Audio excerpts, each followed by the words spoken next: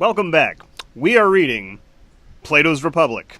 We're in the middle of book 1 right now. So if you remember from yesterday's video, we did the first half of book 1. Plato's Republic is divided into 12 books, so there's probably going to be 20 videos at this rate. But in the very beginning of the book, Socrates and Glaucon were heading down to Piraeus, which is a port city, I think 6 miles from Athens. And they run into some guys, and the guys kind of intimidate them to coming back to their place. Like, they run into Polemarchus, and he says, it's like, oh yeah, you got to do what we say, because we're strong, unless you can persuade us, which you can't. And they're like, yeah, I guess we can't persuade you. Ironically, perhaps, Socrates ends up persuading Polemarchus later in the chapter when they start talking about justice. But before that happens, they go to Polemarchus' father's house. His name is Cephalus, and Socrates and Cephalus just start talking. So they seem kind of like old friends. Cephalus just says, like, hey, Socrates, you never visit me. I'm getting old. Like, I would visit you, but I'm old, so you should visit me instead. Socrates is like, oh, yeah, sorry. Like, I do like talking to old people. So they talk about old people stuff. They talk about getting old. They talk about not being able to make love to a woman anymore. They talk about having money. And that conversation I thought was really interesting because it's kind of the most direct life wisdom there. So Cephalus relates a story about Sophocles, who was asked about old age and said, like, yeah, like, I'm impotent, but it's kind of great being free from that deranged and insane master, his sex drive.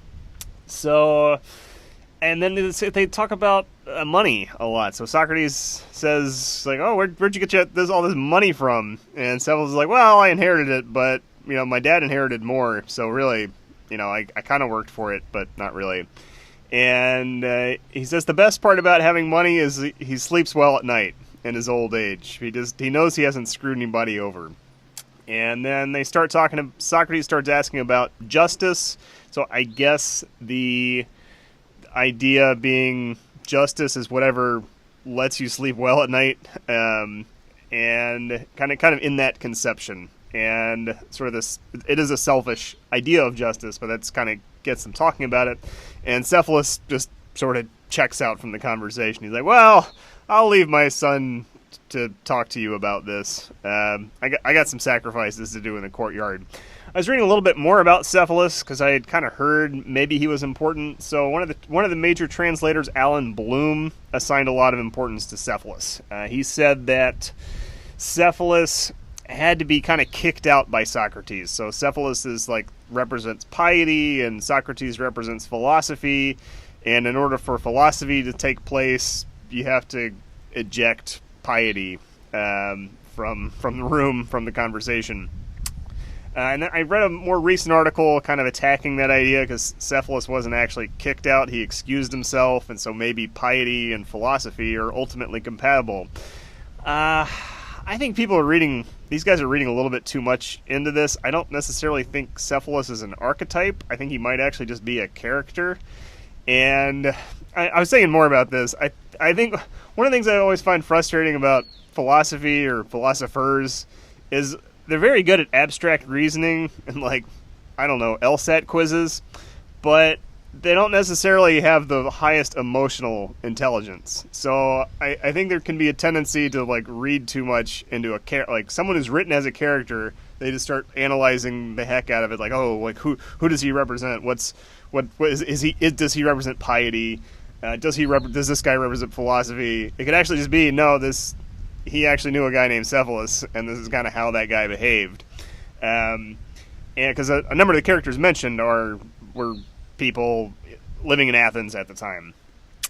So my view on Cephalus, I still think he might be the smartest person in the book. I was also thinking about this. Look at his name. His name means head. It's like Cephalus, cephalopod, Japanese encephalitis. Cephalus means head in Greek, and that sort of tells me he's got it going on upstairs. So I think he's a guy who just has he has a pretty good life. doesn't really have anything to gain from these conversations about justice. He might also just think they're a waste of time, and he's just going to go back to doing his sacrifices. Sometimes people view him as not being as intelligent because, like, oh, he's too pious. He's not smart enough to be a philosopher. I think there's something to be said for embracing rituals in your life. Like, he doesn't really talk about, like, oh, I'm just so pious. I'm just pious all the time. He's like, he just shows up with wearing this wreath. He's like, oh yeah, I was just killing some stuff in the backyard. Like, what's up? And then he just goes back to it. Like, he's got a family. Maybe that's like his hobby is just doing his sacrifices in the backyard, so no one will bother him. So I don't think we can just say he represents piety. He could just be a character, kind of going with the flow. Got a good life. Nothing really to gain here from these, these Socrates little puzzle games and trying to trap people. And like, well, wouldn't you say the best person to have when you're out at sea during a storm would be a ship captain, don't you? And maybe he just, I don't know, doesn't necessarily have time for that.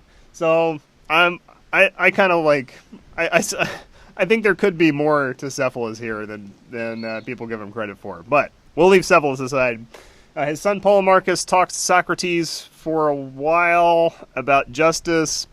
Ultimately, they kind of have different, or Socrates kind of attacks justice from different angles about this concept of helping your friends and harming your enemies.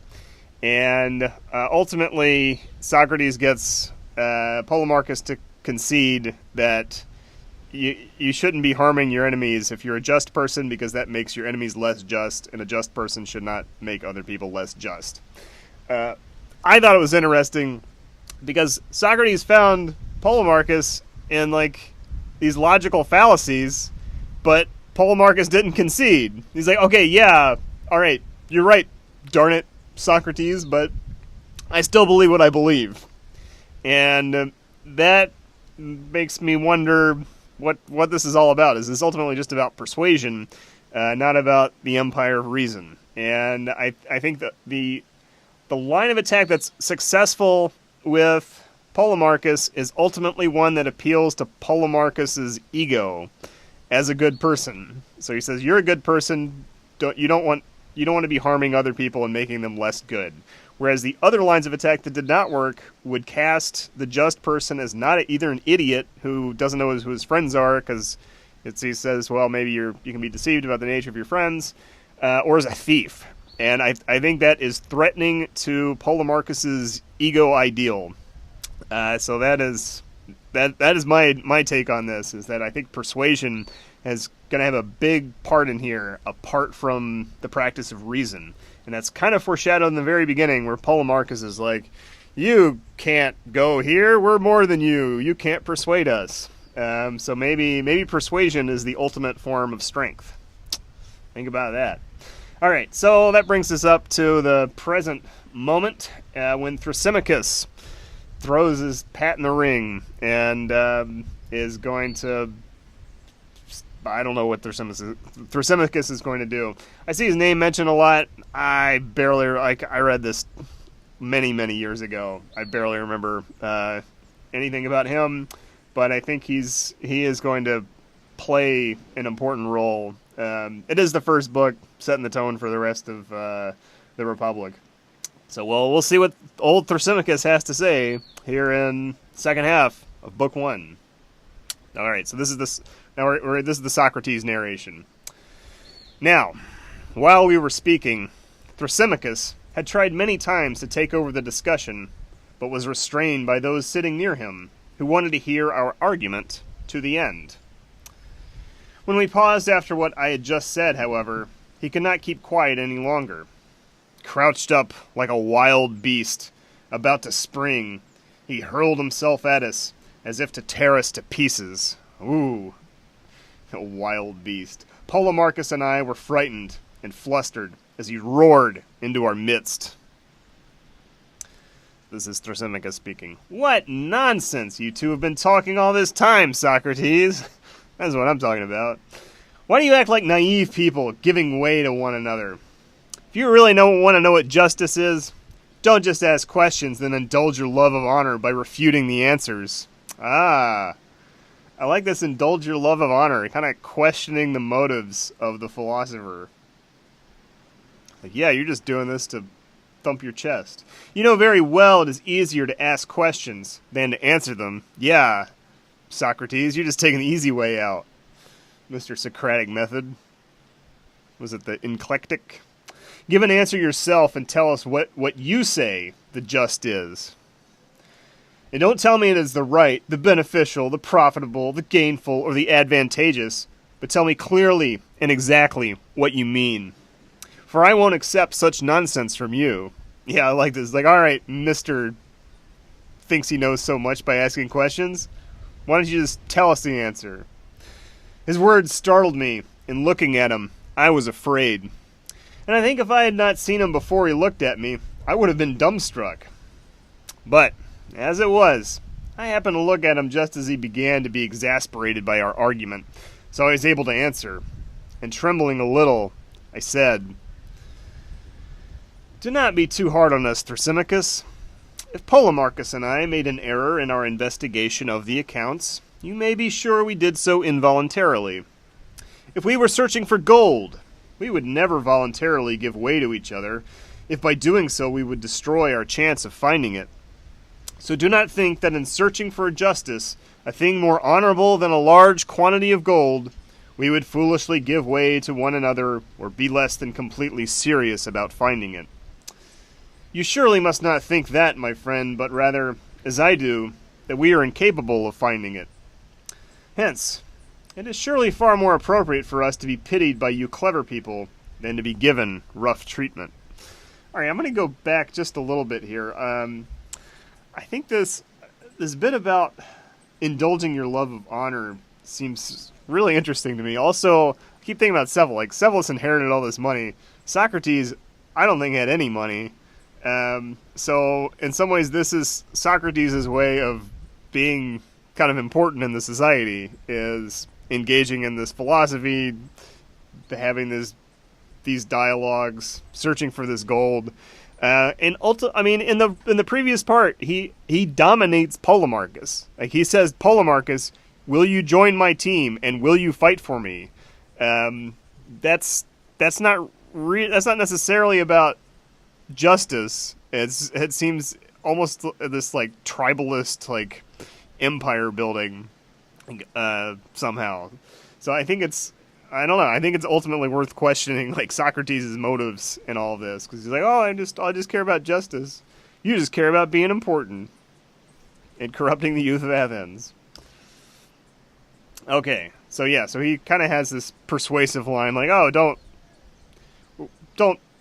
You should pity us. Don't give us this rough treatment, Thrasymachus." When he heard that, he gave a loud, sarcastic laugh. "By Heracles, that's Socrates' usual irony for you." Okay, I'm going to stop on this, because this is another key concept in studying the Republic, as far as I know. Is Socrates ironic or not? Does he mean anything that he says, or is he just a master bullcrap artist? I don't know. Wait, which... Okay, note number 15. See glossary of terms. I'm not going to do that. Okay, well, maybe later. But Thrasymachus is pointing out that Socrates has usual irony. So maybe we can't trust anything Socrates says. I knew this would happen. I even told these others earlier that you would be unwilling to answer, that you would be ironic and do anything rather than give an answer if someone questioned you. Yeah, they'll back me up. Socrates: "That's because you're a wise fellow, Thrasymachus. You knew very well if you asked someone how much 12 is, and in putting the question you warn him, 'Don't tell me, man, that 12 is twice 6, or 3 times 4, or 6 times 2, or 4 times 3, for I won't accept such nonsense from you.' It was obvious to you, I imagine, that no one could respond to a person who inquired in that way." That's pretty funny. "But suppose he said to you, 'What do you mean, Thrasymachus? Am I not to give any of the answers you mention, not even if 12 happens to be one of those things? You're amazing. Do you want me to say something other than the truth? Or do you mean something else? What answer would you give him? Thrasymachus says, well, so you think the two cases are alike? Socrates, why shouldn't I? So this kind of answering what justice is versus answering what the number 12 is. Also casting justice as this mathematical object, which I think is interesting. Why shouldn't I? But even if they are not alike, yet seem so to the person you asked, do you think he's any less able to give the answer that seems right to him, whether we forbid him to do so or not? Thrasymachus, is that what you're going to do? Give one of the forbidden answers? Socrates, I would not be surprised, provided it is one that seems right to me after I have investigated the matter. Yeah, and that's, again, there's no straight yes or no from Socrates. Here it's, I would not be surprised. It's like at the beginning, it was like, that would not be a bad guess. Thrasymachus, what if I show you another answer about justice? One that is different from all these and better than any of them. What penalty would you deserve then? Socrates, the very one that is appropriate for someone who does not know. What else? And what is appropriate is to learn from the one who does not know. That, therefore, is what I deserve to suffer. That's the highest form of suffering, not knowing. Thrasymachus, what a pleasant fellow you are. But in addition to learning, you must pay money. Yeah, now you're talking. Socrates, I will if I ever have any. Okay, so here it is. I was just talking about, I don't think Socrates has any money, and now here he says, I don't have any money. Yeah, maybe maybe it's philosophy is status seeking in the society. Glaucon, hey, we haven't heard from him since the very beginning. He has it already. If it's a matter of money, speak, Thrasymachus. We will all contribute for Socrates. Yeah, this guy's great. He's just like persuaded all these people to like pay his bills for him because he's the great philosopher. I mean, he's got some things figured out. Thrasymachus, oh yeah, sure, so that Socrates can carry on as usual. Gives no answer himself, and if somebody else does, he takes up his account and refutes it. Socrates, how can someone give an answer, my excellent man, when, first of all, he does not know and does not claim to know, and then, even if he does have some opinion about the matter, is forbidden by no ordinary man to express any of the things he thinks? No, it's much more appropriate for you to answer, since you say you do know and can tell us. Don't be obstinate. Give your answer as a favor to me, and do not begrudge your teaching to Glaucon and the others. Okay, so this is Socrates kind of wiggling out of having to say what he thinks justice is. By saying, like, well, I never claimed I knew what it is. You're the one who claims who knows what it is, so step into the ring, buddy. While I was saying this, Glaucon and the others begged him to do as I asked. Thrasymachus clearly wanted to speak in order to win a good reputation, since he thought he had a very good answer. So see, we see Thrasymachus kind of has impure motives. He's not trying to spread justice. He wants to win a good reputation. But he pretended to want to win a victory at my expense by having me do the answering. However, he agreed in the end, good old persuasive Socrates, and then said, that's Socrates' wisdom for you. He himself isn't willing to teach, but goes around learning from others, and isn't even grateful to them. Yeah, Socrates. When you say I learn from others, you're right, Thrasymachus. But when you say I do not give thanks, you are wrong. I give as much as I can. But I can only give praise, since I have no money. And just how I also like to think of Socrates as like a secret millionaire. He's just got it all stashed away in like municipal bonds. And just how enthusiastically I give it. When someone seems to me to speak well, you will know as soon as you have answered, since I think you will speak well. Kind of buttering him up a little bit. Thrasymachus, listen then. I say justice is nothing other than what is advantageous for the stronger. Well, why don't you praise me? Nope, you are unwilling. Socrates. First, I must understand what you mean. For as things stand, I do not. What is advantageous for the stronger, you say, is just. What on earth do you mean, Thrasymachus? Surely you do not mean something like this. Polydamas, the pancratist, is stronger than we are. Beef is advantageous for his body. So this food is also both advantageous and just for us who are weaker than he. So food can be just. You disgust me, Socrates. You interpret my account in the way that does it the most evil. That's not it at all, my very good man. I only want to make your meaning clearer. Don't you know, then, that some cities are ruled by a tyranny, some by a democracy, and some by an aristocracy? Of course I do. And that what is stronger in each city is the ruling element? Certainly. All right, Socrates is on the defense. And each type of rule makes laws that are advantageous for itself. Democracy makes democratic ones. Tyranny, tyrannical ones. And so on with the others. And by so legislating, each declares that what is just for its subjects is what is advantageous for itself. The ruler, and it punishes anyone who deviates from this as lawless and unjust. Okay, so each type of society is making rules. It says that the rules are just kind of by fiat, but really it does what's advantageous for the ruling class. That, Socrates, is what I say justice is. The same in all cities. What is advantageous for the established rule. I don't think Thrasymachus is wrong. Since the established rule is surely stronger, anyone who does the rational calculation correctly will conclude that the just is the same everywhere. What is advantageous for the stronger. Socrates. Now I see what you mean. Whether it is true or not, I will try to find out. Yeah, it's just being the objective judge. But you yourself have answered that what is just is what is advantageous, Thrasymachus, whereas you forbade me to answer that. True, you have added for the stronger to it. Okay, so this is a reference to earlier in the conversation. Thrasymachus is like, oh, you'll just say it's whatever's for the advantageous.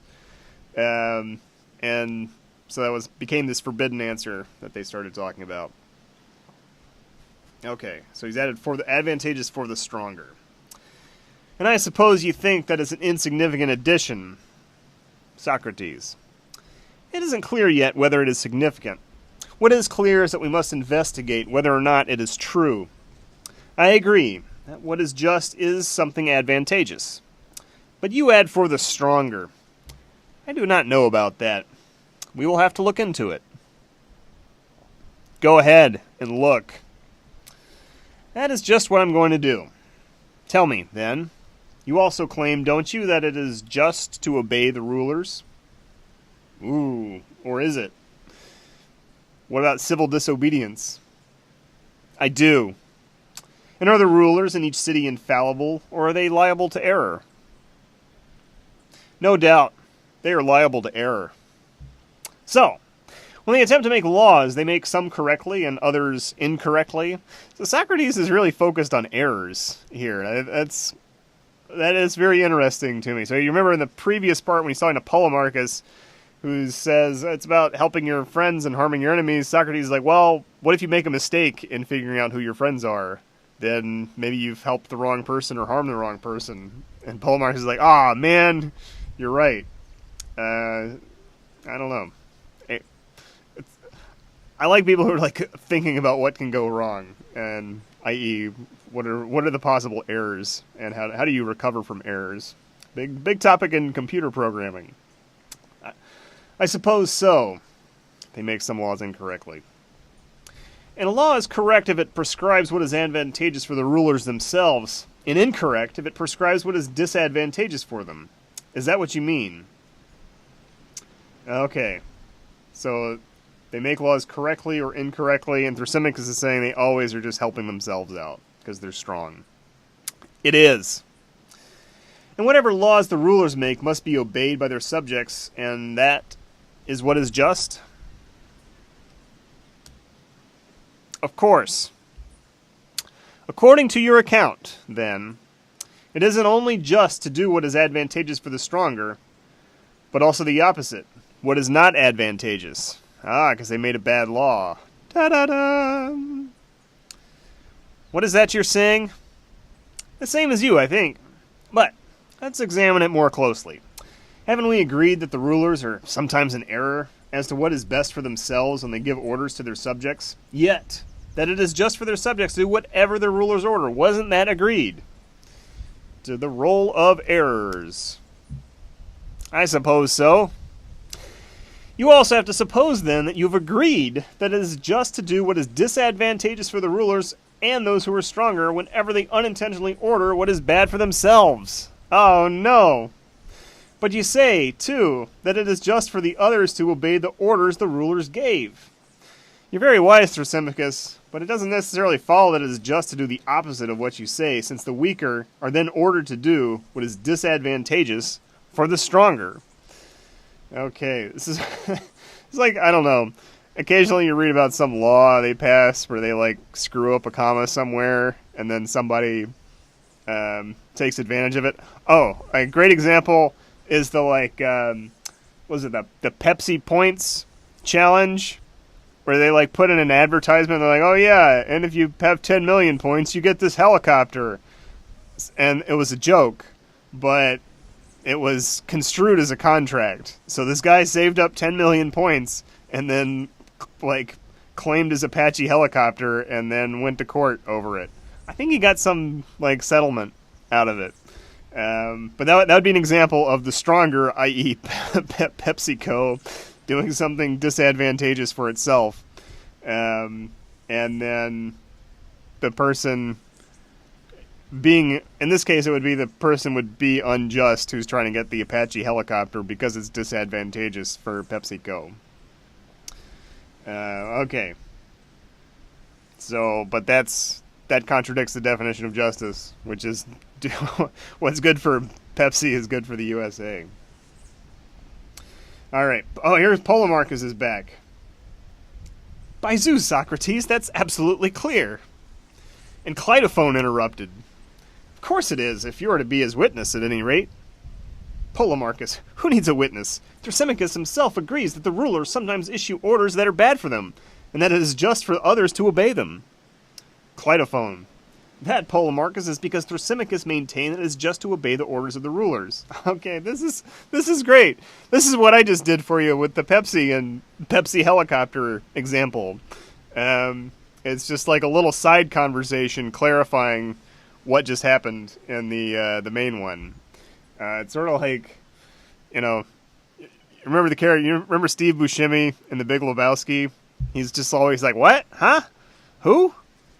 Who? That's your name, Lebowski." Like, he's kind of plays the role of the naive audience, and so Polemarchus and Cleitophon fulfill a similar role here in explaining things again, so that we're not completely lost in this dialogue.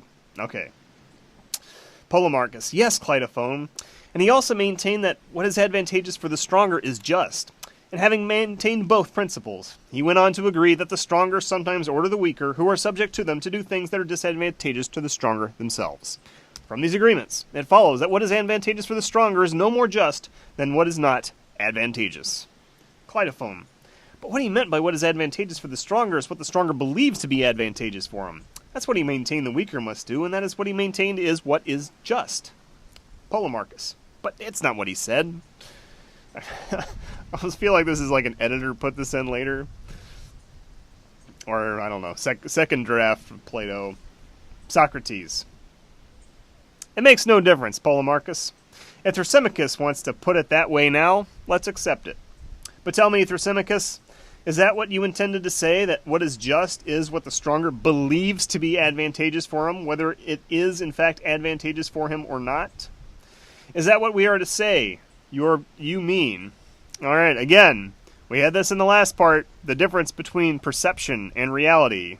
Your perceived friends versus your real friends. The perceived good people versus perceived good people.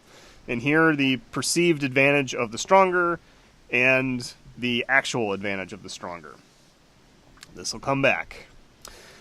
Thrasymachus, not at all. Do you think I would call someone who is in error stronger at the very moment he errs? Ooh, good question. I did think you meant that when you agreed that the rulers are not infallible, but sometimes make errors. Thrasymachus. That is because you are a quibbler in arguments, Socrates. I mean, when someone makes an error in the treatment of patients, do you call him a doctor in virtue of the fact that he made that very error? Or, when someone makes an error in calculating, do you call him an accountant in virtue of the fact that he made that very error in calculation? I think we express ourselves in words that, taken literally, do say that a doctor is in error, or an accountant, or a grammarian. But each of these, to the extent that he is what we call him, never makes errors, so that, according to the precise account, and you are a stickler for precise accounts, no craftsman ever makes errors. Okay, so it's like when you make an error, you are not the thing that you were a moment ago. It is when his knowledge fails him. And this is related to the previous part, or the first half of Book 1, we were talking about insane people. So he said, if you borrow a weapon from someone and then that person goes crazy, you don't give him the weapon back. Doesn't matter if you owe it to him. He's not the same person as before. And I see kind of a similar train of thought here with these accountants and grammarians and doctors not really being a doctor when they make the error. I kind of like that as a defense. Or I don't know. Maybe it shouldn't be like medical malpractice. It's just like practicing without like you make a mistake. You're like, well, I wasn't a doctor then. That was somebody else. Or like I was just practicing without a license. Okay. It is when his knowledge fails him that he makes an error. And, in virtue of the fact that he made that error, he is no craftsman. No craftsman, wise man, or ruler makes an error at the moment when he is ruling, even though everyone will say that a physician or a ruler makes errors. It is in this loose way that you must also take the answer I gave just now. But the most precise answer is this. A ruler, to the extent that he is a ruler, never makes errors and unerringly decrees what is best for himself, and that is what his subjects must do. Thus, as I said from the first, it is just to do what is advantageous for the stronger. Okay, so he's saying, by definition, they're not capable of these errors. Darn it, Socrates. When they do something that other people perceive to be an error, that's just a momentary lapse of their being the rulers, or the stronger. Okay. Socrates says, well, Thrasymachus, so you think I quibbled, do you? Yes, I do. You think I asked the questions I did in a premeditated attempt to do you evil in the argument? I'm certain of it, but it won't do you any good. You'll never be able to do me evil by covert means, and without them, you will never be able to overpower me by argument. Yeah. All about domination. Bless you, Thrasymachus. I would not so much as try. That was what we saw at the very beginning, too, and they're like, Polemarchus is like, you can't overpower us. He's like, yeah, I'm not even going to try. Clever guy. But, to prevent this sort of confusion from happening to us again, would you define whether you mean the ruler and stronger in the ordinary sense, or in what were you just now calling the precise sense, when you say that it is just for the weaker to do what is advantageous for him, since he is the stronger? Thrasymachus. I mean the ruler in the most precise sense. Now do that evil, if you can, and practice your quibbling on it. I ask no favors, but you will find there's nothing you can do. Yeah, I've got such a strong argument. You never penetrate this one. Socrates. Do you think I'm crazy enough to try to shave a lion and quibble with Thrasymachus? This is great. He's just like buttering up his opponents before he takes him down.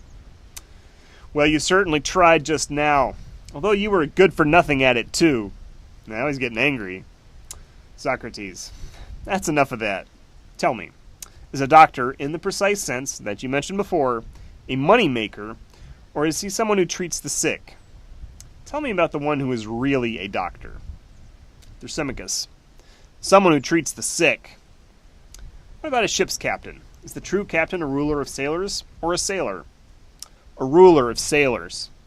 In other words, we should not take into any account of the fact that he sails on a ship, and he should not be called a sailor for that reason. For it is not because he is sailing that he is called a ship's captain, but because of the craft he practices and his rule over sailors. True. And is there something that is advantageous for each of these? Certainly. And isn't it also the case that the natural aim of the craft is to consider and provide what is advantageous for each? The natural aim of the craft.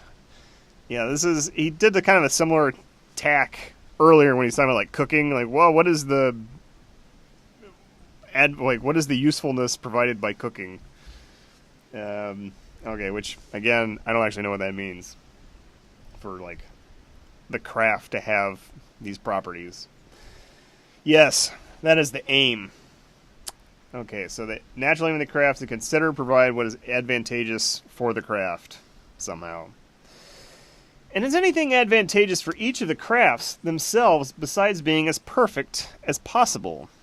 Well, I guess this is kind of the virtue, maybe the excellence. Arete. How do you mean? It's like this. Suppose you ask me whether it is satisfactory for a body to be a body, or whether it needs something else. I would answer, of course it needs something. In fact, that's why the craft of medicine has been discovered, because a body is deficient and it is not satisfactory for it to be like that. To provide what is advantageous, that is what the craft was developed for. Do you think I'm speaking correctly in saying this, or not? Correctly. What about medicine itself? Is it deficient? Does a craft need some further virtue, as the eyes are in need of sight and the ears of hearing, so that another craft is needed to consider and provide for what is advantageous for them? Does a craft have some similar deficiency itself, so that each craft needs another to consider what is advantageous for it? And does the craft that does the considering still need another, and so on, without end? Okay, I think what he's saying, it's like, okay, medicine's great, and it can sort of provide what's advantageous for medicine, but really you need, like, biochemistry. And that really helps you, I don't know, develop better drugs, and is ultimately advantageous both for itself in advancing the cause of biochemistry and for medicine. But maybe there's something else that advances biochemistry, like, say, physics. And so maybe you really need physics to help understand biochemistry better with some simulations or whatever. And then so on and so forth. So you can kind of have this big chain of dependencies of things that ultimately support medicine. Okay, I think that's what he's talking about. Or does each consider by itself what is advantageous for it? Does it need neither itself nor another craft to consider what, in light of its own deficiency, is advantageous for it? Indeed, is there no deficiency or error in any craft? And is it inappropriate for any craft to consider what is advantageous for anything besides that with which it deals? And since it is itself correct, is it without fault or impurity so long it is wholly and precisely the craft it is? Consider this with that precision of language you mentioned. Is it so or not? Okay, so I guess I'm trying to figure out what the kind of the either or is here. Is there no deficiency or error in any craft because it shouldn't actually need another craft?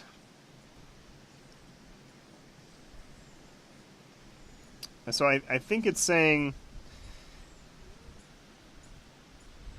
each craft itself doesn't actually need other crafts. It's just like as medicine, it is without fault or impurity, even though it'd be kind of helped by chemistry. I guess, but again, when I'm reading this, I don't know what the craft of medicine is apart from the people who practice it.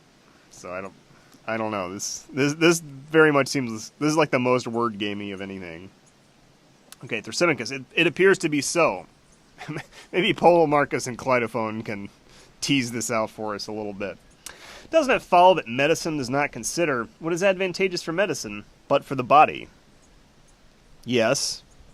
And horse breeding does not consider what is advantageous for horse breeding, but for horses.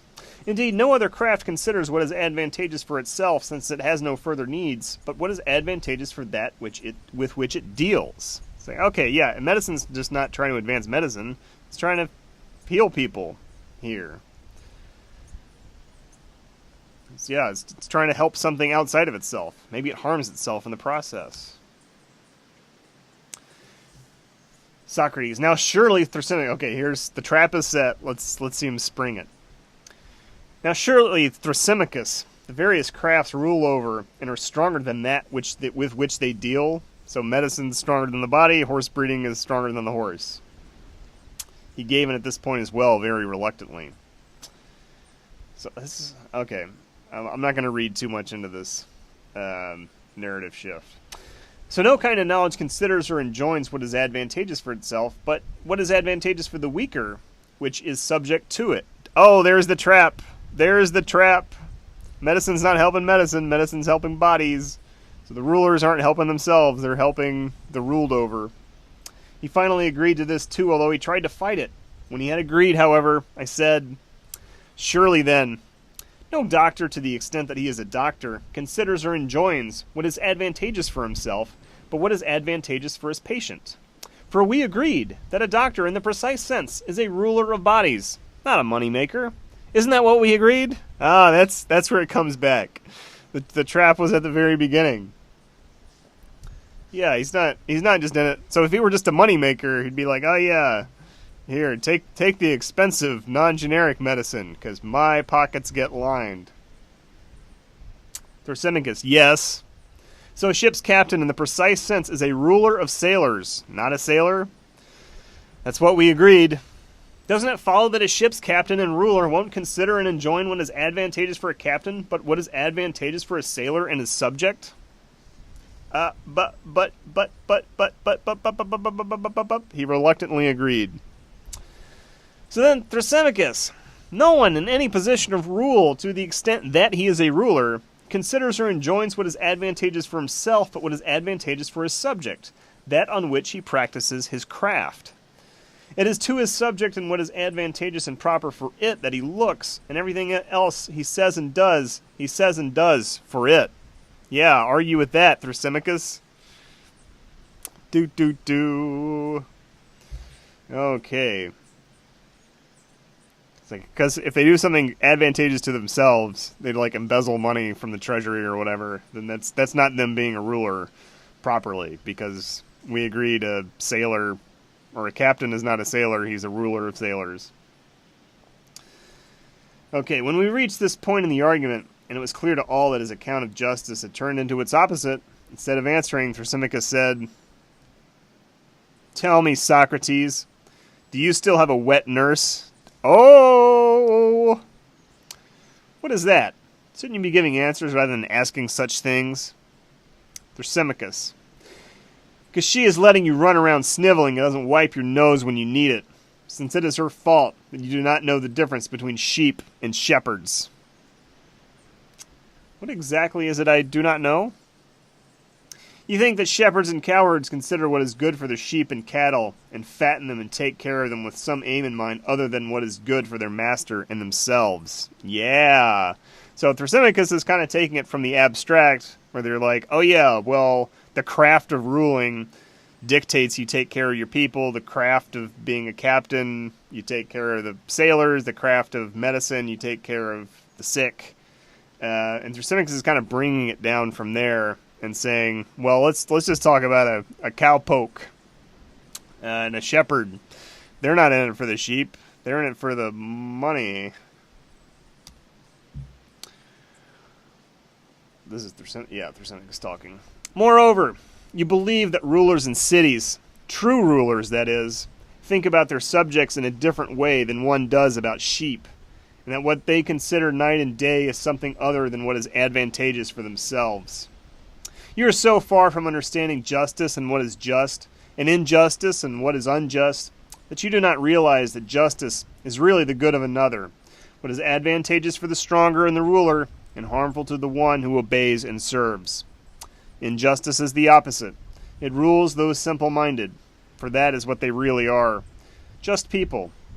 And the ones it rules do what is advantageous for the other who is stronger, and they make the one they serve happy, but they do not make themselves the least bit happy.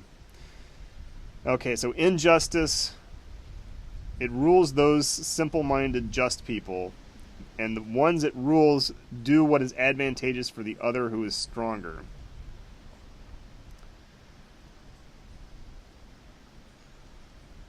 Okay, so I'm trying to figure out. So justice. He's saying justice is advantageous for the strong and the ruler, harmful to the one who serves and obeys. Injustice is the opposite. It rules those simple-minded, just people, for that is what they really are. And the ones it rules do what is advantageous for the other who is stronger. The ones it rules, so that make the one who serve happy, would they? It looks. Sorry, when I'm reading this, it looks like they're both just helping the stronger. But I think he's got some kind of role reversal here. Okay, so injustice would be if you're stronger, maybe you're the simple-minded, just people. And injustice, the ones it rules. Okay, so I think what he's saying here is like injustice is when the ruling people are actually helping out the subjects. So it rules those simple-minded, just people, for that is what they really are. So I think those are the ones in charge. And the ones it rules do what is advantageous for the other who is stronger. So I think it means no, I don't know. Because I thought it meant that the other who is stronger, in this case, if it's like this role reversal, it's the people who are not ruling. And they make the one they serve happy, but they do not make themselves the least bit happy. Well, we'll see if he clarifies this. Yeah, so because before he talks about advantages for the stronger and the ruler. So if the stronger is not the ruler, then it might create some problems here. Or maybe that's like you got the weak people ruling over the strong, and then those rulers are, well, whatever. We'll see. Do what is advantageous for the other who is stronger. I don't know. All right. Well, we'll see where this goes. You must consider it as follows, Socrates, or you will be the most naive of all. A just man must always get less than does an unjust one. First, in their contracts with one another. When a just man is partner to an unjust, you will never find when the partnership ends that the just one gets more than the unjust, but less. Second, in matters relating to the city, when taxes are to be paid, a just man pays more on an equal amount of property than an unjust one less. It's like Bill Clinton writing off his underwear. Remember, he like donated his underwear to Goodwill and like got a $20 tax write-off. People were so mad about that. But when the city is giving out refunds, a just man gets nothing, while an unjust one makes a large profit.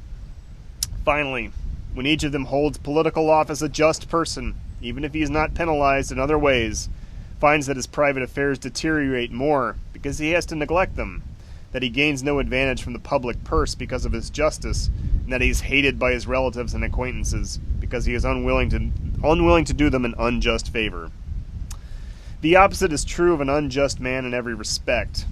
I mean, of course, the person I described before, the man of great power who does better than everyone else.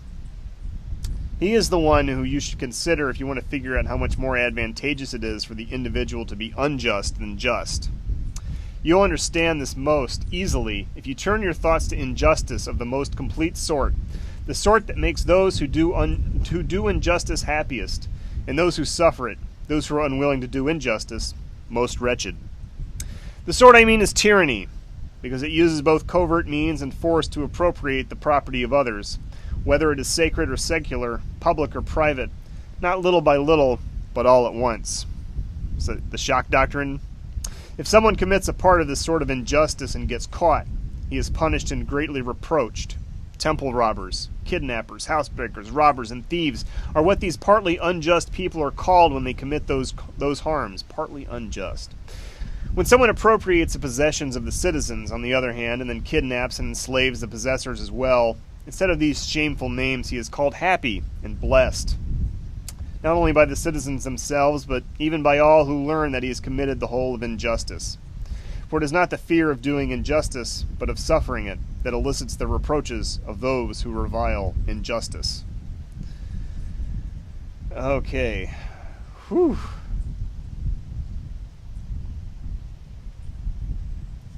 Alright, so this is a pretty long passage here.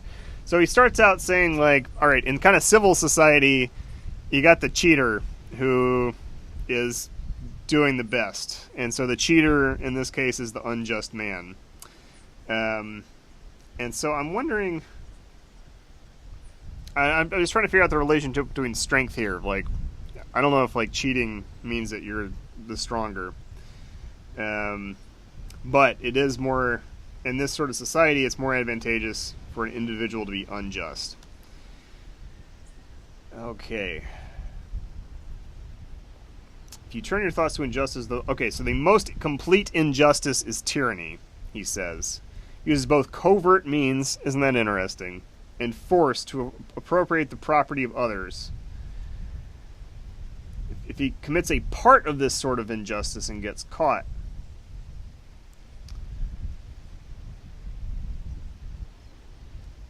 and thieves are what these partly okay, oh, this is fascinating. Okay, so what he's saying here is if you're partly unjust, like you take, you're trying to take other people's property, but you don't do a great, like you only take some of it, for example, then you're called a kidnapper, housebreaker, robber, thief, okay?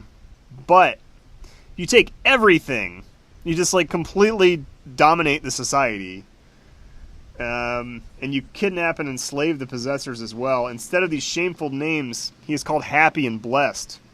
Now, this is like the ultimate neocon. Not only by the citizens themselves, but even by all who learn that he has committed the whole of injustice. For it is not the fear of doing injustice, but of suffering it, that elicits the reproaches of those who revile injustice. Wow. This is dark. This is so dark. He's saying if you just like completely topple the society and install yourself, all of a sudden you're the hero. Whereas if you only do it part way, you just like rob the temple, you'll be whatever, put in prison. But if you just take it over, you're the man now. Okay. Man, so much relevance to situations today, just knocking over other societies. Like, well, we're the heroes now. We didn't do this halfway. It's us. All good flows from us, even though we kidnapped and enslaved the possessors. Whew. Yeah, this is the ultimate like neocon guidebook. So you see, Socrates' injustice, if it is on a large enough scale, is stronger, freer, more masterful than justice. And as I said from the beginning, justice is what is advantageous for the stronger, while injustice is profitable and advantageous for oneself. Okay. Okay, so this unjust bit, yeah, it's like, this is like old machine politics too. So he's talking about, okay, at the beginning of that speech, he said, well, it's unjust if you're like embezzling from the treasury and you're not, like it's unjust if you're doing favors for people while you're in office. You're not like cheating on your property tax assessment. It's unjust if you are cheating on it. And the reason is that it's profitable to yourself, but that's actually like if you're stealing from this treasury, that belongs to the guy in charge. It's not like because it harms the people. Although in the democracy, in this sense, is you are stealing from the people who are the strongest. So that all that stuff makes more sense now. That it's like, oh, that's unjust because we set up these rules to benefit the stronger. So when you break the rules, you're harming the stronger. That's exactly what he's talking about. That's why it's unjust.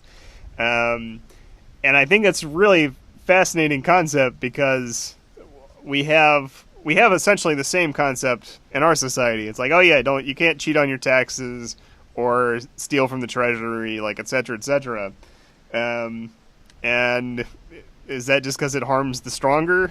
It's like, yeah, we set up these rules to benefit us, and you're breaking the rules to benefit yourself. so we're going to punish you. And then he says, if it's on a large enough scale, it's stronger, freer, and more masterful than justice.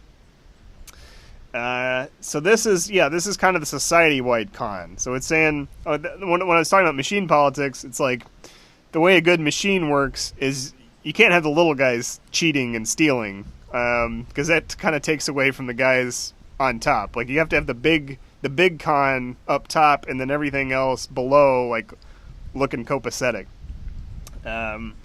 So this is really fascinating, because he's saying, yeah, you can have like kind of the worst crimes committed at the top, but nobody else notices because they're just like, oh yeah, that's just the person in charge.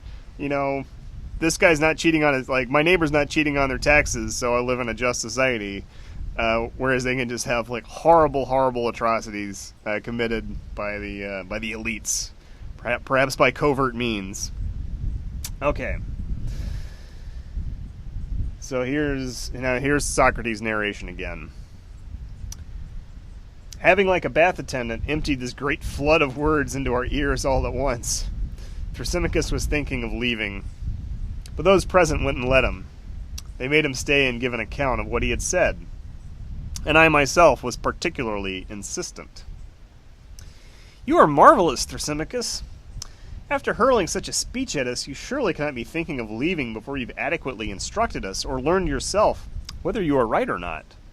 Or do you think it is a trivial matter you are trying to determine, and not rather a way of life? The one that would make living life that way most profitable for each of us. Do you mean that I do not think it is a serious matter? Either that, or you care nothing for us, and so are not worried about whether we will live better or worse lives because of our ignorance of what you claim to know. No, be a good fellow, and show us some willingness to teach us. You won't do badly for yourself if you help a group as large as ours. For my own part, I will tell you, I am not persuaded. I do not believe that injustice is more profitable than justice, not even if you should give it full scope to do what it wants, so like taking over the whole society.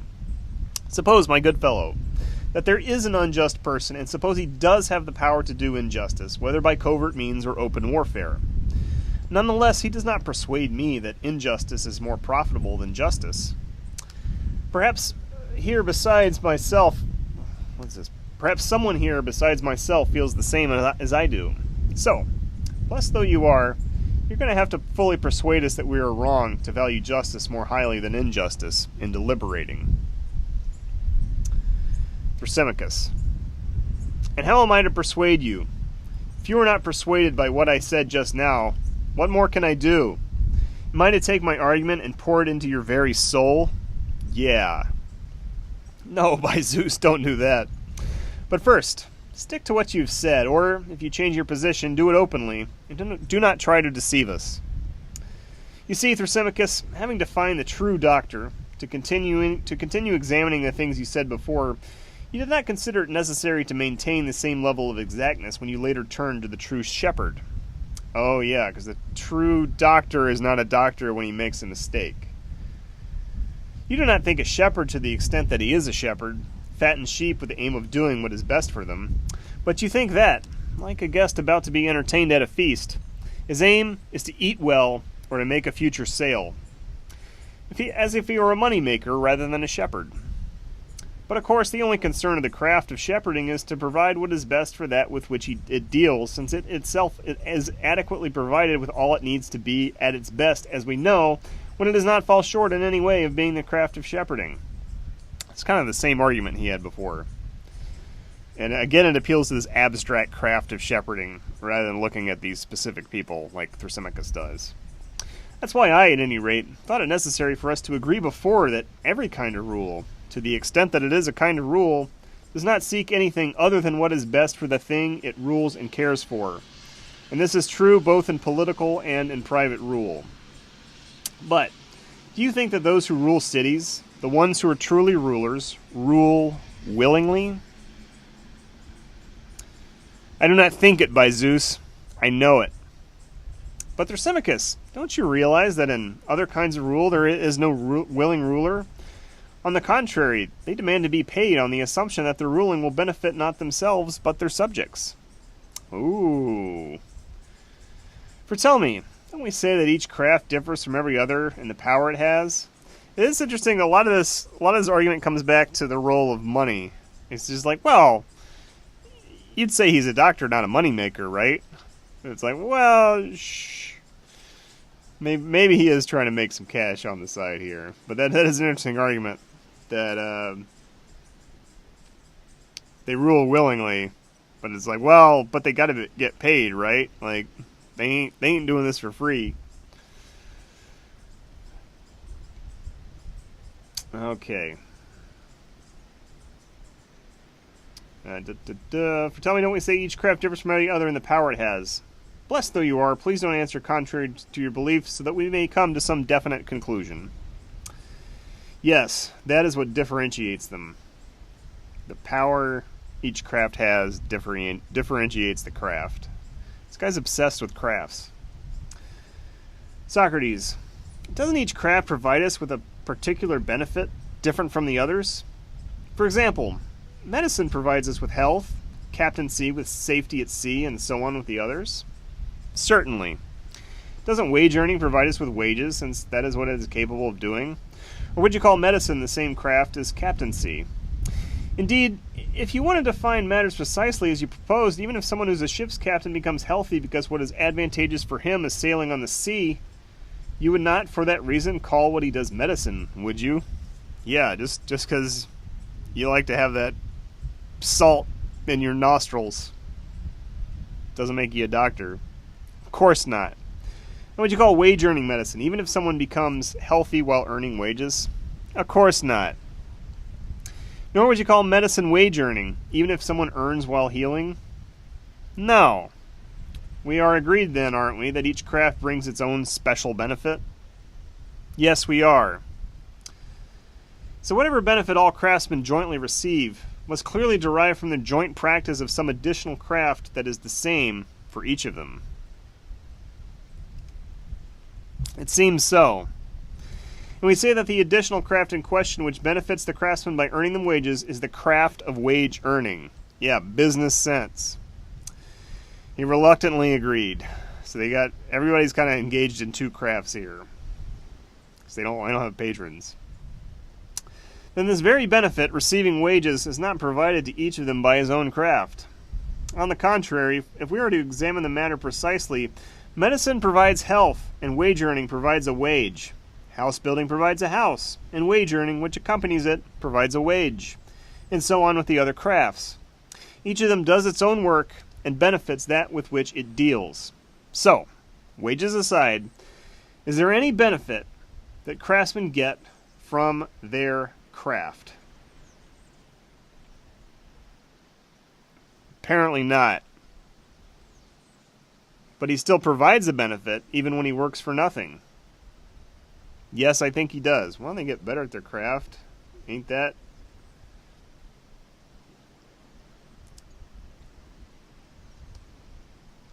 Okay. Then it is clear now, Thrasymachus, that no type of craft or rule provides what is beneficial for itself. So I guess, yeah, this whole argument seems to depend on ruling as a craft, statecraft. But as we have been saying for some time, it provides and enjoins what is beneficial for its subject and aims at what is advantageous for it, the weaker, not the stronger. That's why I just said just now, my dear Thrasymachus, that no one chooses to rule voluntarily and take other people's troubles in hands and straighten them out, but each asks for wages. You see, anyone who is going to practice his type of craft well never does or enjoins what is best for himself, at least not when he is acting as his craft prescribes, but what is best for his subject. That's what the money's for. It is because of this, it seems, that wages must be provided to a person if he is going to be willing to rule, whether they are in the form of money or honor or a penalty, if he refuses. It's also not really talking about, like, I don't know, the man behind the curtain. It's like there's always the person making the wages, but they're on the phone with somebody else telling them what to do and what they want. So you kind of need to pay the front guy, but maybe the real power broker you never hear about. Okay, Glaucon, old Glaucon. What do you mean, Socrates? I'm familiar with the first two kinds of wages, but I do not understand what penalty you mean, or how you can call it a wage. Then you do not understand the sort of wages for which the best people rule, when they are willing to rule. Don't you know that those who love honor and those who love money are despised, and rightly so? Yeah, those who love honor and those who love money are despised. Because it said before, Thrasymachus is like, oh, well, you're just going to try to seek honor by answering these questions. Or asking these questions. Glaucon, I do. Well then, that is why good people won't be willing to rule for the sake of money or honor. You see, if they're paid wages openly for ruling, they will be called hirelings. If they take them covertly as the fruits of their rule, they will be called thieves. On the other hand, they won't rule for the sake of honor either, since they are not ambitious honor lovers. So, if they're going to be willing to rule, some compulsion or punishment must be brought to bear on them. That is probably why wanting to rule when one does not have to is thought to be shameful. Now, the greatest punishment for being unwilling to rule is being ruled by someone worse than oneself. Yeah, ain't that the truth? Like, I don't really want to be the boss, but I really don't want this person as my boss, so... Alright, fine. And I think it is fear of that makes good people rule when they do rule. It's just like, oh boy, I didn't ask for this. They approach ruling not as though they were going to do something good or as though they were going to enjoy themselves in it, but as something necessary, since it cannot be entrusted to anyone better than, or even good as themselves. In a city of good men, if it came into being, the citizens would fight in order not to rule, just as they now do in order to rule. No, don't pick me for president. There it would be quite clear that anyone who is really and truly a ruler does not naturally seek what is advantageous for himself, but what is so for his subject. As a result, anyone with any sense would prefer to be benefited by another than to go to the trouble of benefiting him. So I cannot, it's like, you're just going to benefit, the ruler has to benefit the subject. Why? I should just be the subject and receive the benefits. So I cannot at all agree with Thrasymachus that justice is what is advantageous for the stronger. We will look further into that another time. What Thrasymachus is now saying, that the life of an unjust person is better than that of a just one, seems to be of far greater importance. Which life would you choose, Glaucon, and which of our views do you think is closer to the truth? Okay, so this is interesting. I'm familiar with this passage. It's a famous idea that the best rulers don't want to be rulers at all. They got to be kind of coaxed into it. So it seems like a good argument. It's like, yeah, if you pay them, they'll just be called money lovers, and if they seek it out, people just say things about them that they're honor seekers. So the good people don't actually want it. Probably kind of true. So kind of a good general insight. Again, I'm really more interested in the relationship between, because we had Thrasymachus talking about these like covert means of appropriating property. I'm kind of interested in the secret power relationships in a body politic. Because it's not just like, oh, he's the person, that's the person in charge, they've got all the power. They might have a lot of the power, I don't think they have all of it. And it's just, Socrates just doesn't kind of talk about the hidden world of power. But Thrasymachus does. He seems like he knows how things work. Okay, so now we're going to get back to Thrasymachus's previous point about the unjust person, like, being on the take and living a more advantageous life than the just person. Let's see what Glaucon thinks about it. Glaucon, I think the life of a just person is more profitable. Did you hear all the good things Thrasymachus attributed a moment ago to the unjust man? Socrates says. Glaucon, I did, but I'm not persuaded. Then do you want us to persuade him if we can find a way that what he says is not true? Of course I do. Yeah, get him on our side. Well, we oppose him with a speech parallel to his speech, enumerating, in turn, the many good things that come from being just. And he replies, and then we do, we will have to count and measure the good things mentioned on each side, and we will need a jury to decide the case. But if, on the other hand, we investigate the question, as we have been doing by seeking agreement with each other, we ourselves can be both jury and advocates at once. Glaucon, certainly. Socrates, then which approach do you prefer? Glaucon, the second. Come on then, Thrasymachus, Socrates says. Answer us from the beginning. You say, don't you, that complete injustice is more profitable than complete justice? Okay, so that's the complete version where you subvert a society. Thrasymachus, I certainly have said that, and I've told you why. Socrates, well then, what do you say about this? Do you call one of the two a virtue and the other a vice? Of course. That is to say, do you call justice a virtue and injustice a vice? Thrasymachus, is that likely sweetest one when I say that injustice is profitable and justice is not? Socrates, then what exactly do you say? Thrasymachus, the opposite. That justice is a vice? No, just very noble naivete. Oh, wow. Justice is noble naivete. That's a harsh one. That's going to be hard to recover from. Let's see what the note is. See the glossary of terms. Euethia, cacoethia. Thrasymachus uses euethia in the bad sense to mean stupidity. Socrates takes him to mean it in the good sense of being straightforward, and so contrasts it with cacoethia, deviousness. Times like this, I wish I knew Greek. So you call injustice deviousness? Injustice. No, I call it being prudent. In a corrupt world. Yeah. Maybe it's just a corrupt world, and you need to kind of, like, you need to steal because it's good for you, and otherwise it's just good for people who are not you. Mad Max. Do you also consider unjust people to be wise and good, Thrasymachus?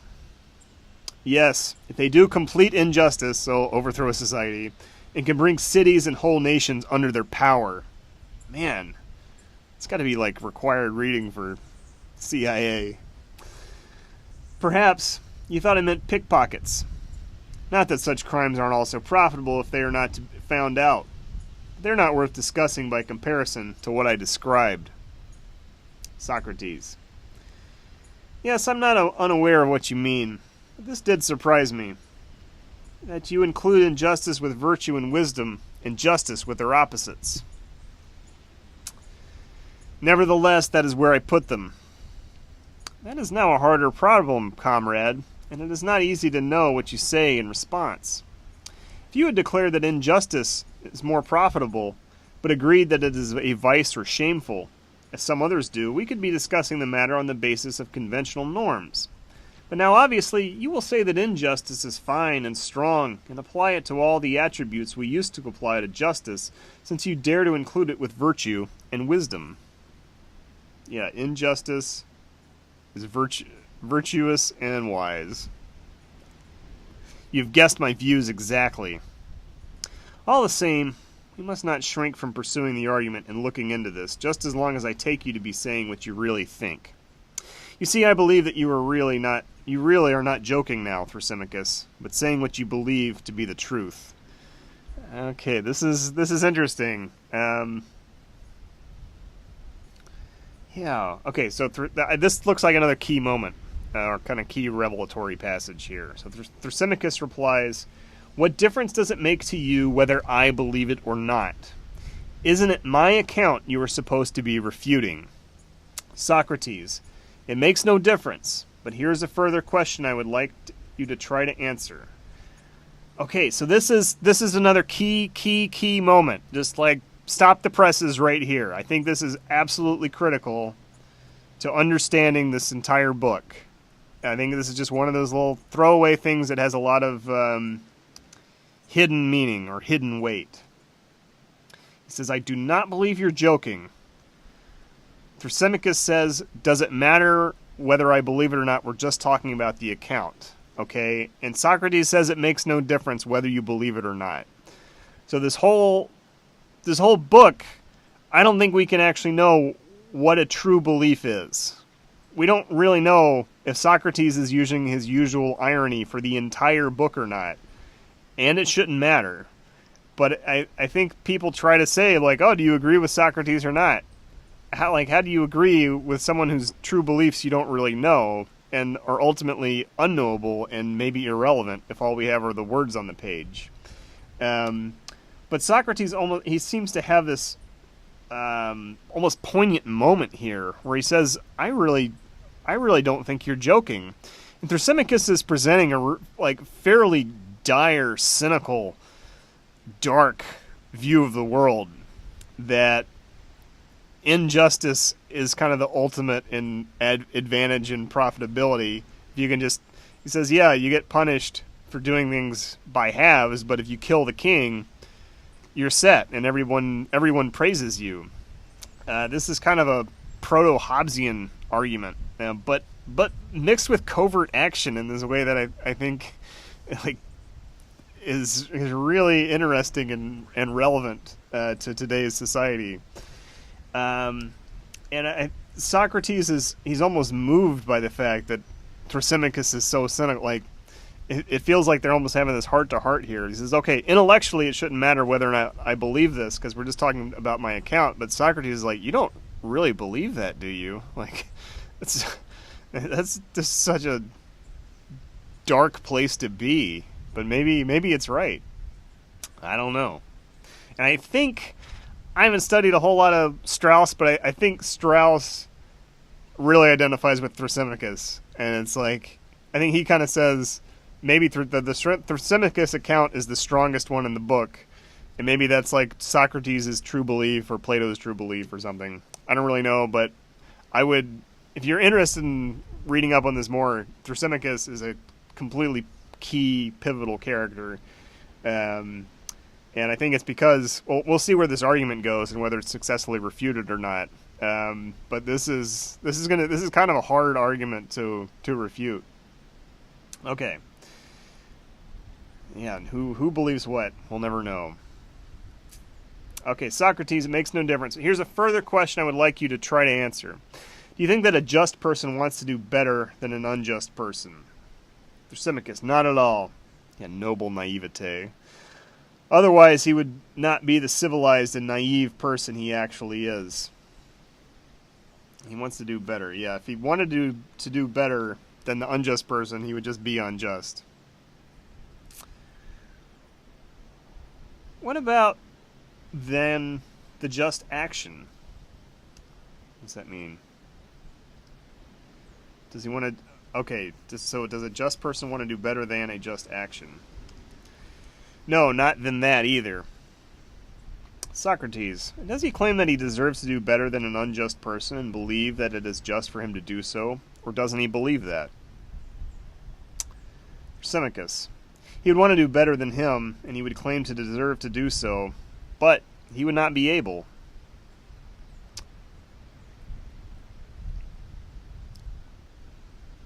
Okay, so the just person here is weak, he's saying. It's like a just person. He's like, well, I deserve more than that person, but I'm not actually capable of getting more than that person. That's not what I'm asking, but whether a just person wants and claims to deserve to do better than an unjust person, but not than a just one. He does. He's like, yeah, I want to do better than that darn tax cheat. What about an unjust person? Does he claim that he deserves to do better than a just person or a just action? Thrasymachus, of course he does. He thinks he deserves to do better than everyone. Then will an unjust person also do better than an unjust person or an unjust action, and will he strive to get the most he can for himself from everyone? Okay, an unjust person, so the cheat is trying to do better than a cheat. He will. Let's put it this way. A just person does not do better than someone like himself, but someone unlike himself, whereas an unjust person does better than those who are like and those who are unlike him. So a just person doesn't do better than other just people, because we're not cheating anybody, but he wants to do better than an unjust person, because he's like, that guy's a jerk, we're going to punish him. Whereas an unjust person, so like the tax cheat, he does better than the other tax cheats. He's like, yeah, I want to do better than other tax cheats. And I want to do better than those stupid just people. Very well put, says Thrasymachus.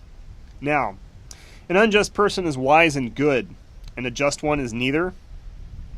Thrasymachus, that is well put too. So it isn't an unjust person also like a wise and good person, while the just person is not.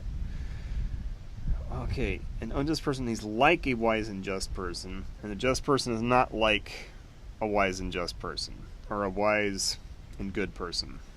Thrasymachus, of course, how could he fail to be like people who have such qualities when he has them himself? But the unjust person is not like them. Fine. Then each of them has the qualities of the people he is like. What else could he have? All right, Thrasymachus, do you call one person musical and another non-musical? I do. Which of them is wise in music, and which is not? The musical one is wise, presumably, and the other not wise. And in the things in which he is wise, he is good, and in the things in which he is not wise, he is bad. Yes. Isn't the same true of a doctor? It is.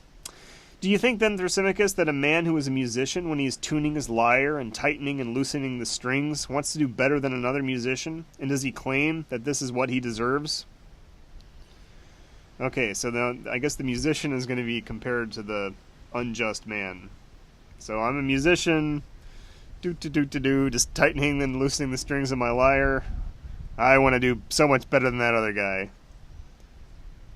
I do not. Nah, he's just a musician. But he does want to do better than a non-musician. Necessarily. What about a doctor? When he's prescribing food and drink, does he want to do better than another doctor or than medical practice? Certainly not. But he does want to do better than a non-doctor. Yes. It's like doctors almost never criticize each other's work. Just like, hey, can you look at this? Did the last doctor do a good job? They're like, yeah. Who's to say? In any branch of knowledge or ignorance, do you think that a knowledgeable person would intentionally try to take more for himself than another knowledgeable person, or to do or say more? And not rather exactly what the one like himself would do in the same situation? Let me figure that out. Okay, any branch, do you think a knowledgeable person would intentionally try to make more for himself? So it's like the musician or the doctor, they're kind of, there's like equality within the little guild, but then they're trying to do better than the people outside the guild. Thrasymachus, no, I imagine it must be as you say. Socrates, what about an ignorant person? Doesn't he want to do better than both a knowledgeable person and an ignorant one? Yeah, he's like, those darn knowledgeable people, they don't know anything. I'm going to show them. I don't need no school. It's like the Peter Thiel Fellowship. Thrasymachus, I suppose so. A knowledgeable person is wise? I agree. And a wise one is good? I agree. So a good and wise person does not want to do better than someone like himself, but someone both unlike and opposite to him. So it seems. But the good and wise person is unjust, and unjust people want to do better than other unjust people. But a bad and ignorant person wants to do better than both his like and his opposite. Apparently. Well, Thrasymachus, we found that an unjust person tries to do better than those like him and those unlike him. Didn't you say that? I did. And that a just person won't do better than those like him, but those unlike him. Yes. Then a just person is like a wise and good person, and an unjust person is like an ignorant and bad one. It looks that way. Moreover, we agreed that each has the qualities of the one he resembles. Yes, we did. Socrates, you're too smart. A just person has turned out to be good and wise, and an unjust, bad and ignorant. Darn it, Socrates, you got me. Thrasymachus agreed to all this, not easily as I am telling it, but reluctantly, with toil, trouble, and, since it was summer, a quantity of sweat that was amazing to behold. He's talking about how much the guy's sweating. That's incredible. Like, boy, does that guy sweat a lot. And then I saw something I'd never seen before. Thrasymachus blushing. Oh, you just embarrassed him. You got the best of him. But in any case, after we had agreed that justice is virtue and wisdom and that injustice is vice and ignorance, I said, all right, let's take that as established. But we also said that injustice is a strong thing. Don't you remember that, Thrasymachus? Okay, Thrasymachus, I'm really curious in this reply that he has here. Because we saw with Polemarchus, just because you catch him in a contradiction doesn't mean he's going to agree with you. And Thrasymachus, maybe he's the smartest person here. I don't know. Even though he got trapped by Socrates with like, oh, this resembles this is like this is like this. All right. Thrasymachus, I remember, but I'm not satisfied with what you are now saying. I can make a speech about it, but if I did, I know you would say I was engaging in demagoguery. So, either allow me to say as much as I want to say, or if you want to keep on asking questions, go ahead and ask them, and I shall say to you, as one does to old women telling stories, all right, and nod or shake my head.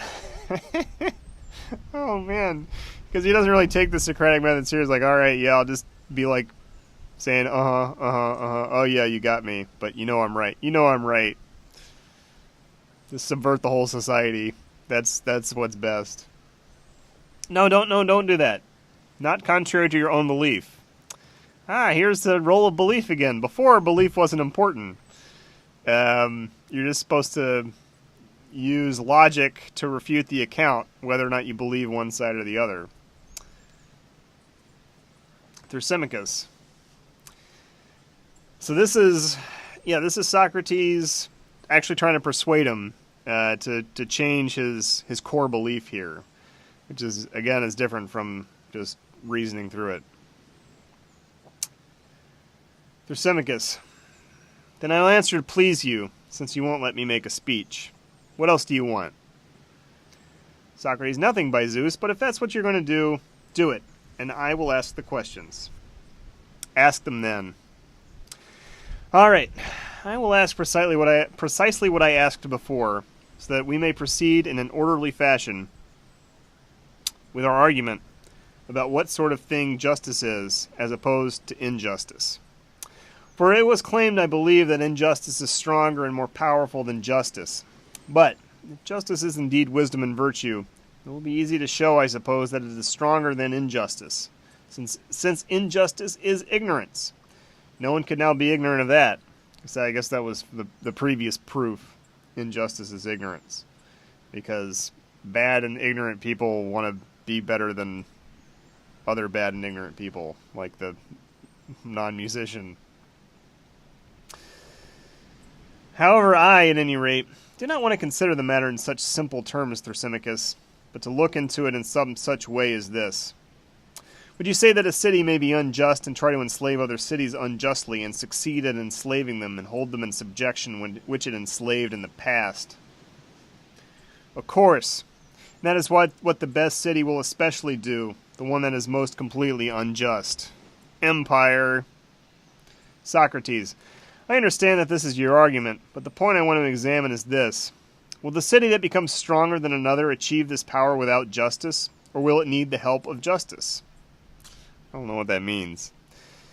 If what you said a moment ago stands, Thrasymachus says, and justice is wisdom, it will need the help of justice, but if things are as I stated, it will need the help of injustice.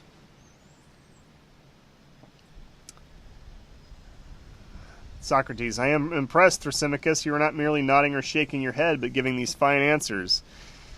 Yeah, so Socrates again kind of buttering up his opponent. Thrasymachus, he's separating the word from the reality here and saying, well, okay, we can use your words or my words, but ultimately it's the thing of it needs wisdom to dominate the other cities.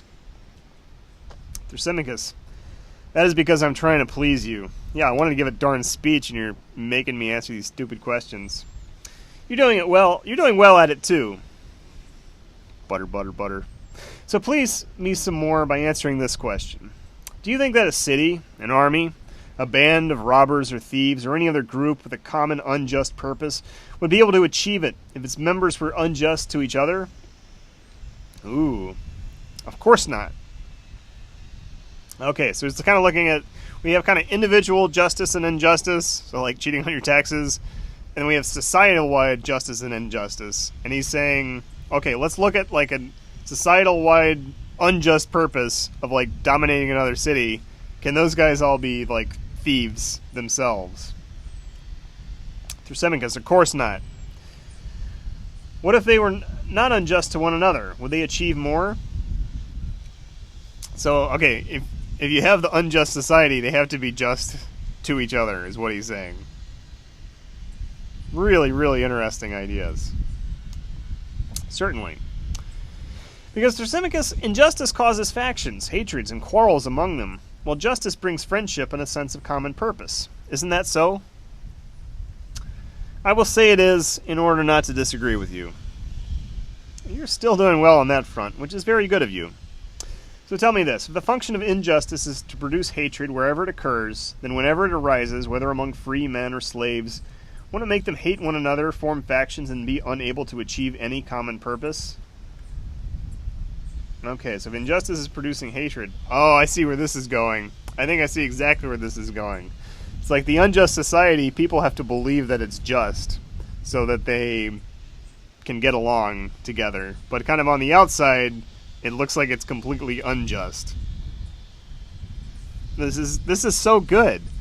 Man, you see this everywhere. You're like, oh no, we're the good people. We all get along. We're just bombing the hell out of other countries. Don't mind us. Thrasymachus, of course. What if it arises between two people? Won't they be at odds, hate each other, and be enemies both to one another and to just people? So what is arising here? Oh, injustice. Yeah, injustice arises between two people. They will. Well then, my amazing fellow, if injustice arises within a single individual, will it lose its power or will it retain it undiminished? Let's say that it retains it undiminished. Okay, so we've got one unjust person in this unjust society. Apparently then, its power is such that whenever it comes to exist in something, whether in a city, a family, an army, or anything else whatsoever, it makes that thing first of all incapable of acting in concert with itself because of the faction and difference it creates. And second of all, an enemy to itself and to what is in every way its opposite, namely justice. Okay, so if injustice shows up in a city, etc., etc., yeah, people start quarreling because there's injustice there. Second of all, an enemy to itself makes that thing, first of all, okay, and it makes that thing, like the city or the family or an army, an enemy to itself and to what it is in every way its opposite, namely justice. Okay. Thrasymachus, of course. So it poisons anything it touches, is what he's saying. And in a single individual, too, I presume, it will produce the very same effects that is in its nature to produce. First, it will make him incapable of acting because of inner faction and not being of one mind with himself. Second, it will make him his own enemy as well as the enemy of just people. Isn't that right? Thrasymachus, yes. But my dear fellow, aren't the gods also just? Thrasymachus, let's say they are. He's probably an atheist. Then an unjust person will also be an enemy of the gods, Thrasymachus, while a just person will be their friend. Thrasymachus, feast yourself confidently on the argument. Don't worry, I won't oppose you so as not to arouse the enmity of our friends here. Socrates, come on then, complete the banquet for me by continuing to answer, as you have been doing now. I'll joke on the feast he's talking about. We have shown that just people are wiser and better and more capable of acting, while unjust ones are not even able to act together. For whenever we speak of men who are unjust acting together to effectively achieve a common goal, what we say is not altogether true. They would never have been able to keep their hands off each other if they were completely unjust. But clearly, there must have been some sort of justice in them that at least prevented them from doing injustice among themselves at the same time as they were doing it to others. So this, I'll pause here, and because he's talked about the role of error twice. So he talked about the role of error in knowing friends and who are good among your friends, And then he talked about the role of error with respect to crafts and saying you're not a true craft, like you're not a real doctor when you're making a mistake. So I think the key here is going to be the role of error, and it's going to be thinking that you're just and that everyone is just, but really the society is doing something very unjust, and maybe there's just kind of one person at the top orchestrating things. Well, we'll see where he goes with this. And it was this that enabled them to achieve what they did. When they started doing unjust things, they were only halfway corrupted by their injustice. For those who are wholly bad and completely unjust are also completely incapable of acting. All this I now see to be the truth and not what you first maintained. Incapable of acting. So I think he means a group of people. I think a person who is wholly bad and completely unjust can act just fine. However, we must now examine the question, as we proposed to do before, of whether just people also live better and are happier than unjust ones. I think it is clear even now from what we have said that this is so. But we must consider it further. Okay, so this is kind of going back to the individual level, like, is the tax cheat happier than the guy who's pays him on time, doesn't write off his underwear? After all, the argument concerns no ordinary topic, but the way we ought to live. Thrasymachus, go ahead and consider. Socrates, I will. Tell me, do you think there's such a thing as the function of a horse? I do. Would you take the function of a horse or of anything else to be that which one can do only with it or best with it? Thrasymachus, I don't understand. Let me put it this way. Is it possible for you to see with anything except eyes? Certainly not. Or for you to hear with anything except ears? No. Would it be right then for us to say that these things are their functions? Of course. Again, you couldn't use a dagger, a carving knife, or lots of other things in pruning a vine? Certainly. But nothing would do a better job than a pruning knife designed for the purpose. That's true. Shall we take pruning to be its function, then? Yes. Now I think you'll understand better what I was asking earlier when I asked whether the function of each thing is what it can do alone or what it can do better than anything else. I do understand, and I think that this is the function of anything. All right. Does there seem to you also to be a virtue for each thing to which some function is assigned? Let's go over the same ground again. We say that eyes have some function. They do. So eyes also have a virtue. They do. And ears have a function. Yes. So they also have a virtue. They have a virtue too. What about everything else? Doesn't the same hold? It does. Well then, could eyes perform their function well if they lacked their proper virtue but had the vice instead? I don't know what this means. How could they? For don't you mean if they had blindness instead of sight? Whatever their virtue is. You see, I'm not now asking about that, but as about whether it is by means of their own proper virtue that their function performs the things it performs well, and by means of vice badly. What you say is true. So if ears are deprived of their own virtue, they too perform their function badly. Of course. And the same argument applies to everything else.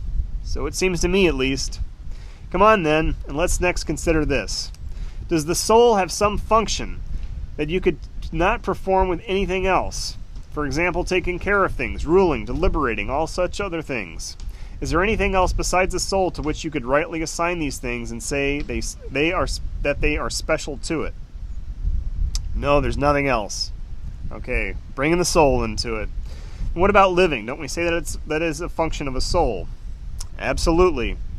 Don't we also say that a soul has virtue? We do.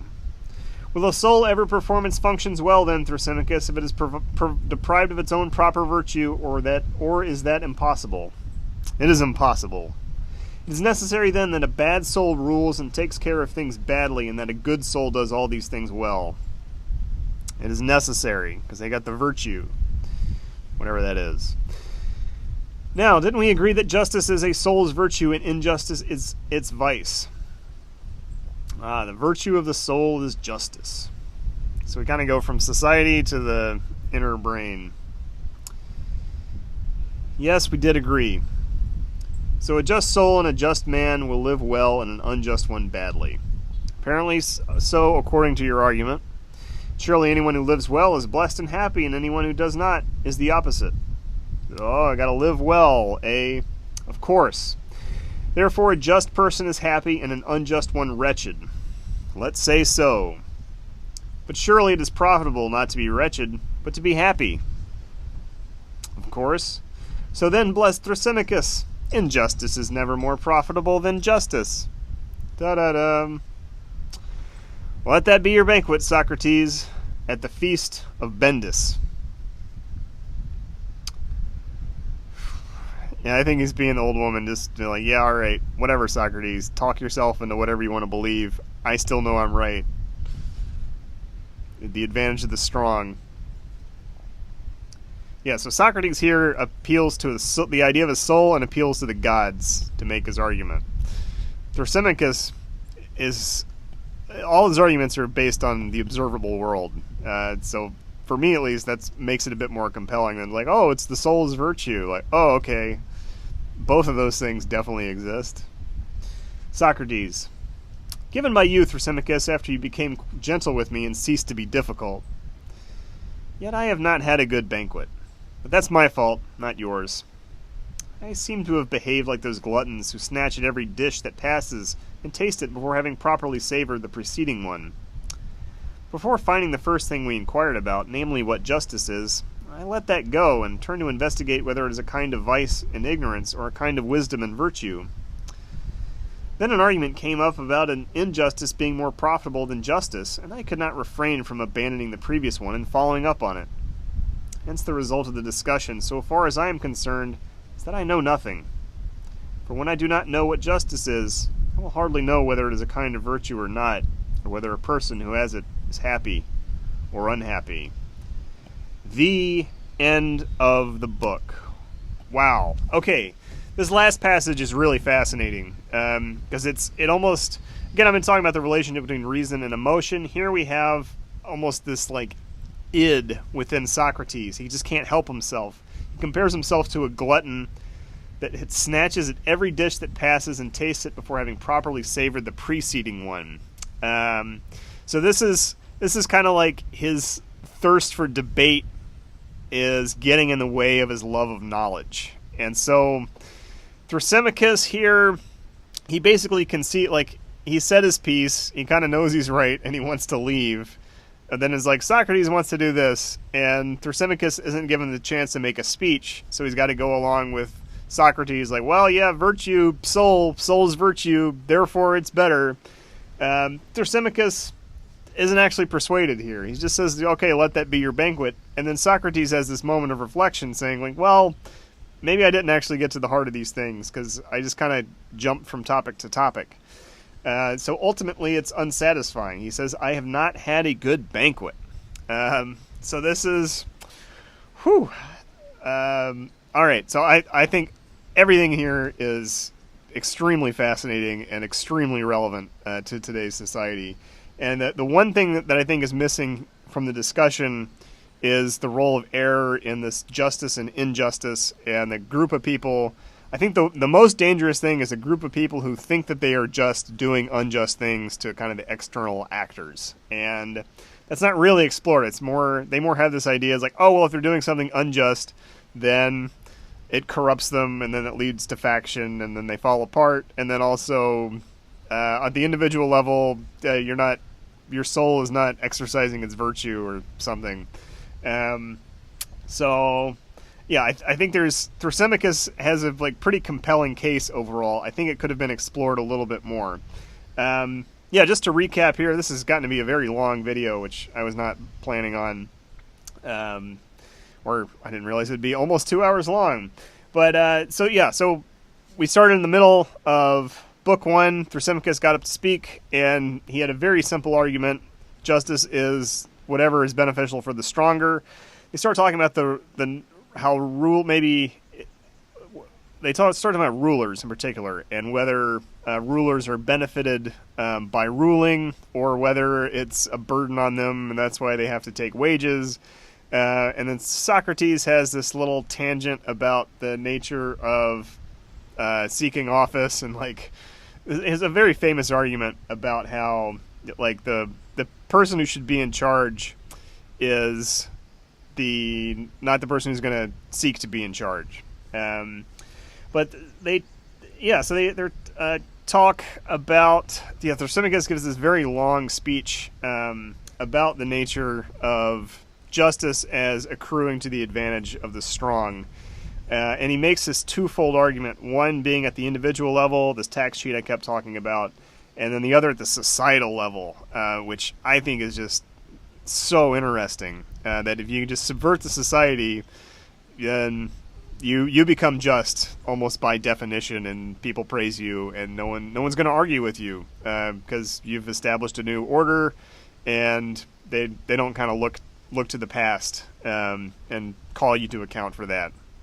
And that's not something you hear discussed a lot. I think most kind of political theory now is like, oh, well, we have a democratic society. What do we do within that? They're not talking about like, oh, yeah, actually, we could just overthrow the government and then install ourselves, and then people will say whatever we do is good. And I especially loved the mention of like covert and overt means, because I think that's a very important concept, again, in terms of looking at the relationship between perception and reality, which has been brought up, and I know will be brought up again with the allegory of the cave. But I think it's very important to mention that, and that just as we don't know who our true friends are, as you mentioned in the first part, maybe we don't know who the truly just actors are. We don't really know the true nature of people who say they're being good, societies that are saying they're being good. Really, we don't know anything, and that's kind of the note that Socrates ends on here, after sort of giving his refutation that makes these like sort of spiritual appeals. So I didn't kind of recap everything there, just because this video is a bit too long, as it is. But his closing remark: For when I do not know what justice is, I will hardly know. No, what is this? The result of the discussion, so far as I'm concerned, is that I know nothing. So he's not really convinced by his own, or rather, again, Socrates is just contradicting other people's conceptions of justice. So he thinks he's found some contradictions here. Maybe Thrasymachus doesn't actually think that the contradiction is found. I like the similarity between Cephalus and Thrasymachus in that they both want to leave. And everybody else is like, no, stay. But they're just like, yeah, I know I'm right. I don't need to defend this. Socrates, you're going to be this glutton and just like, oh, but what about this? It's like grabbing at these dishes. I've said my piece, and might be the most profound thing in all of political philosophy that I've just laid out for you here. Like, I just want to leave now. There's nothing to be gained here because I kind of know I'm right, and I know you're not going to refute this. And he kind of is right, and I think Cephalus is also kind of right. So my takeaway is that Cephalus and Thrasymachus are two of the most fascinating people in this, and everybody else is, or Socrates at least, keeps looking after justice as this important thing to be achieved, and almost for these external reasons with gods and souls and things, but doesn't really provide a reason for it outside of those. And so Thrasymachus, again, has this very like temporal worldview that doesn't make any appeals to those things. All right, so that's all I got to say about this. I hope you're enjoying this so far. End of book 1. Only 11 books to go. I think this is one of the longer books. I don't actually know. So if you're enjoying this, I very much hope you are. I hope you'll join us again for book 2 tomorrow, or whenever I get a chance to record it and upload it. Leave the old thumbs up down below. If you have anything to say about this, please leave a comment. I will definitely read it. I will maybe even respond to it. And let's continue the discussion about the nature of justice and what Socrates actually believes, or whether anybody believes anything. So, see you tomorrow. Hit subscribe. Bye.